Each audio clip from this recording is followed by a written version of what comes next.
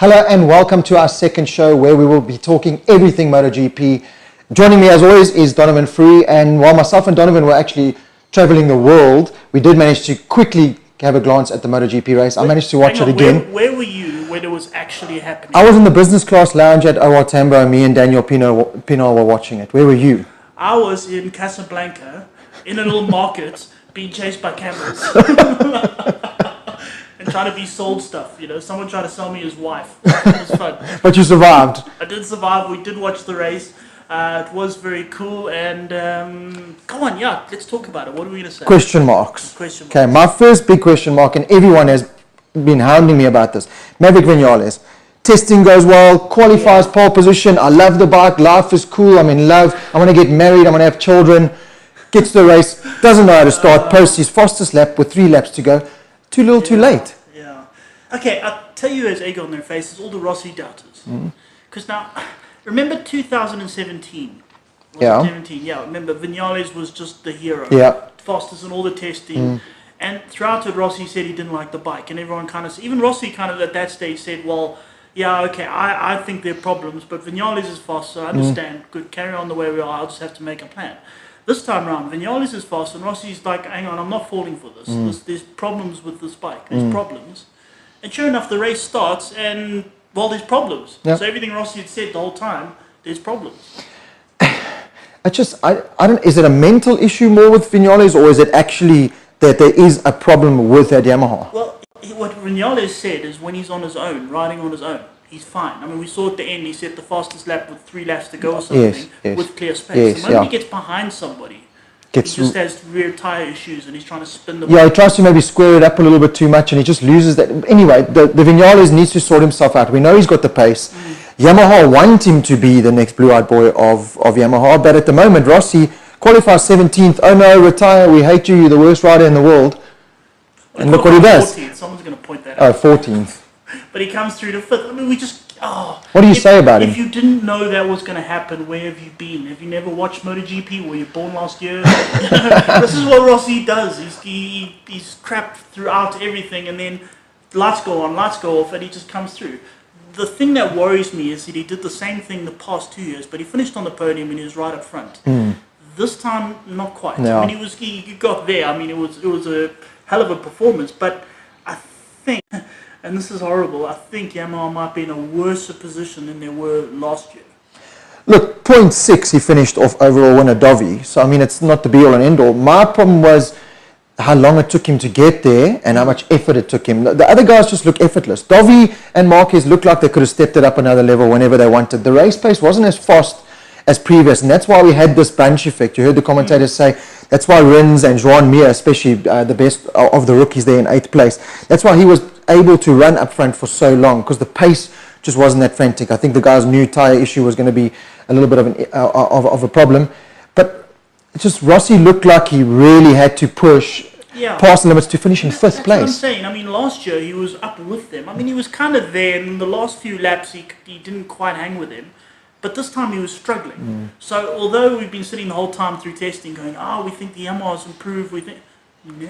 Proof is in the pudding. You said it last time as well. There's no better conditions than race conditions, and race conditions, Yamaha still have a lot of work to do. Staying with Yamaha, good ride from Quartararo, needs to learn how to get off the line, but started from pit lane, lost 10 seconds at the start, and of course came out of pit lane with cold tyres, so it took a couple of laps to get going, set fastest lap after fastest lap, 3 or 4 laps in a row, kind of cooked his tyres in doing it, but only finished 15 seconds behind the leaders overall, so only losing 5 seconds. And if you look where Joan Mir finished in 8th, top rookie, it's about the same kind of place, so that's not bad from Quartararo and the pace on a Yamaha. And I think he might have, I mean, if you exclude the 10 seconds, I think he might have outridden Morbidelli, his teammate. Yeah, definitely.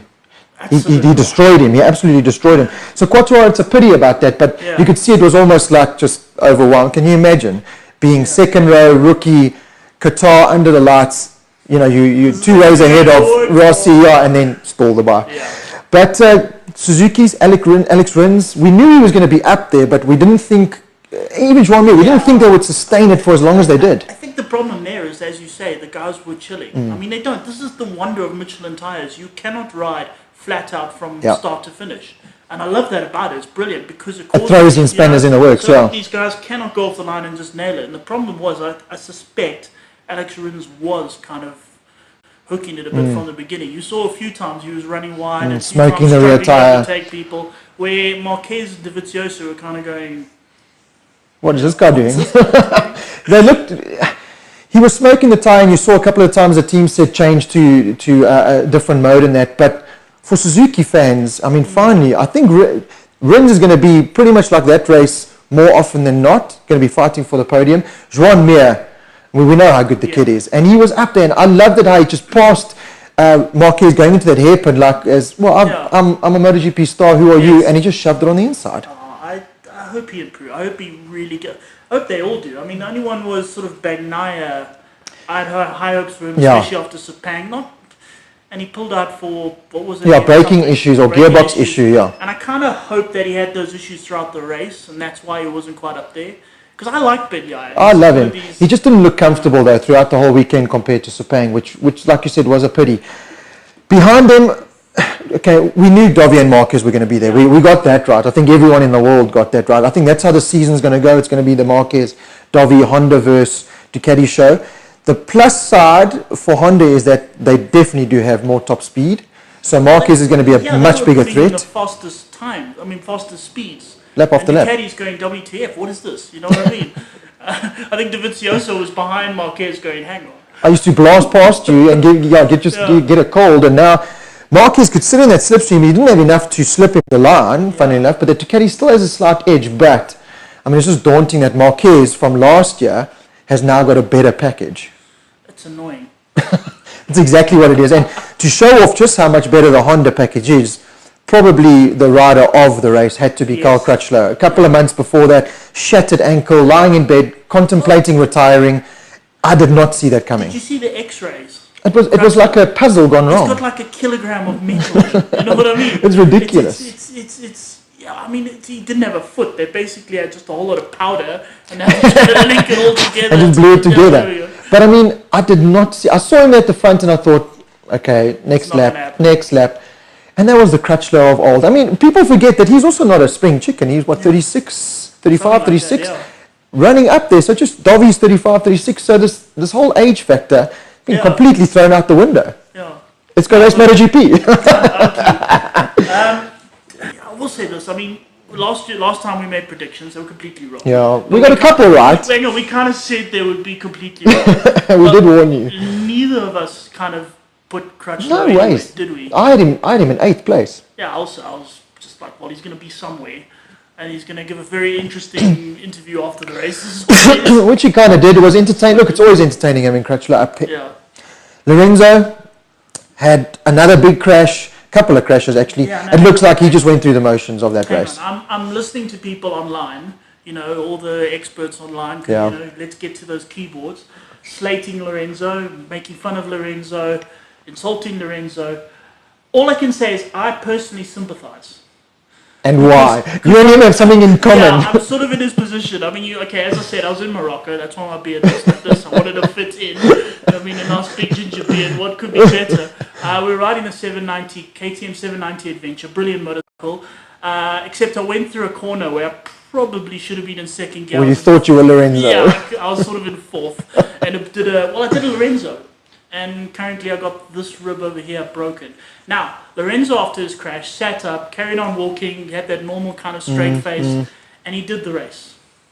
I cried. I wept, big crocodile tears. It's been nearly a week now, and I'm still whimpering like a little dog. It's how did he do that? I mean, I cannot. I had to ride that little 790, kind of carefully standing up, and it was torturous. I mean, it was utter torture. How did he get back on that bike, a 300 horsepower MotoGP bike, and actually ride it? And not too bad. Look, he was never in the reckoning, but he finished 13 or 14 seconds behind the overall leader. Better than his Ducati. Yeah, much. I mean, his Ducati was more than 20. Yeah, so I think he went through the motions. He ran out of brakes and he crashed, but he was more than 20. He went through the motions. He picked up points, get fit. I still think Lorenzo on that bike is going to be a huge charger.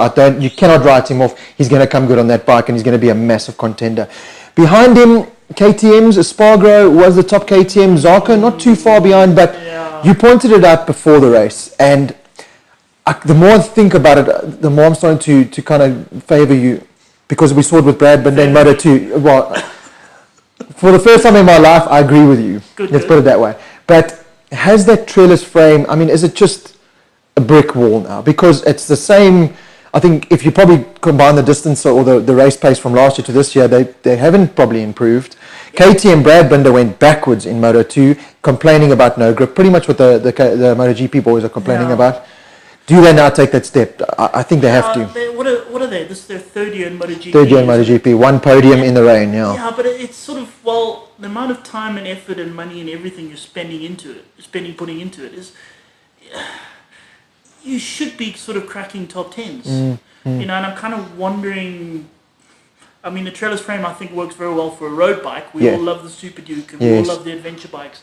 When you get to that sort of echelon of MotoGP, you need something special. I don't think it's quite, especially when you've got Michelin, for example, building tyres to kind of as a package to suit everyone. When just about everybody on the grid has this kind of. You need a versatile chassis, and I don't think the trellis is. And the argument is that they want to take the development from KTM onto their road bikes. That's why they use a trellis and that. But you don't see Honda MotoGP taking that thing. Their MotoGP bike's completely different to their Fireblade. They had the Panigale kind of frameless, you know, where the engine is frameless, with those subframes. Yes, yeah. And then what they found is that on the frame, Morocco all over again. You brought some Morocco. You can't smell me, but there's a whiff of camel in the room. Okay, but I mean, they had that frame, that chassis, which remember famously with Rossi and what didn't work. It didn't work. And what the Ducati people found is on those Bridgestone tires at the time, they struggled. Yeah. When they put them onto Pirellis, like in the World Superbikes, it worked. It worked. A softer, more. MotoGP tires are very rigid. I mean, if you feel one, if you get to a MotoGP and hold one, it's like holding a piece of steel. Yes. So you need an adaptable chassis, and like you said, I just think the trellis frame just doesn't look like it's adaptable. It's proven after 3 years now. Even in the Moto2, I mean, the Calexes are just walking all over. Even in Moto3, I mean, it was a Honda fest. Yeah. There were one or two KTMs up there. Unfortunately, Darren Binder, our signed poster boy in the background, crashing out. So we spoke about it. He needs to just rail it in and know when to pick up points in it. But again, I just think he's too big for that Moto3. But he's going to have some good rides, no doubt about that. So don't write Darren off just yet. But in Moto2, Brad got a great start, was up there, and then just said nothing. You know, he just looked wild. Yeah, he did. I mean, going into the corner, the back end was coming around. Out of the corner, the back end was coming around. He just looked like he had to ride for his life. You know what I mean? To finish in 12th place. He's better than that. Yeah, he is better than he's loads better than that. So I hope KTM can sort themselves out, because we know Brad is a title challenger, and I mean, there's going to be tracks where the KTM is favoured. We've seen it, but consistently, it's just not the package to have. So Pit Byra and the team, if you're watching our very famous show, listen to what me and Don have to say. No, they definitely watched. He phoned me and said, "Look, I watched." We are famous. Yeah. So let's just touch on MotoGP now. Like I said, we knew it was going to be the Davi Marquez show. We move on to Argentina now, where last year Marquez nearly got himself assassinated. He tried everything to get himself assassinated by taking Rossi out. No. People had just stopped booing him. They just stopped booing him. And now they're going back. 2015, they just started saying, you know what, he's not such a bad guy after all. Then he took out Rossi. And now he's hated even more. Yeah. Anyway, how not to make friends. Well, look, Crutchlow, the Honda's proven to be a good bike around Argentina. I think it's going to prove to be there again, Crutchlow and the Marquez and that.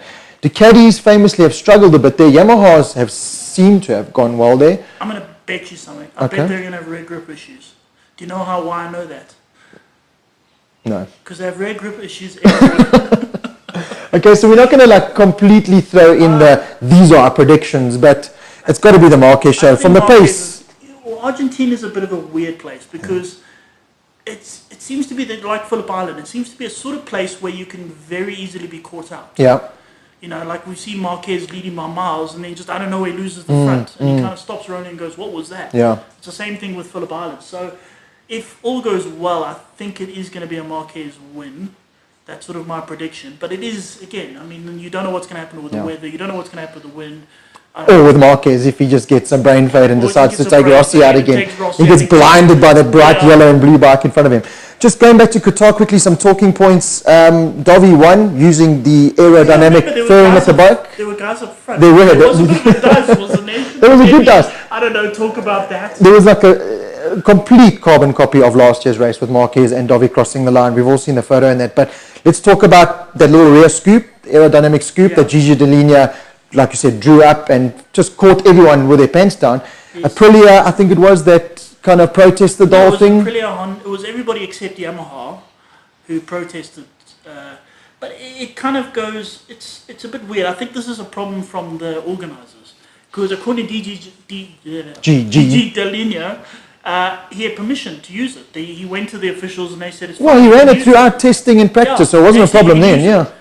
According to Aprilia, they were told, under no circumstances may they use it. They told it was illegal.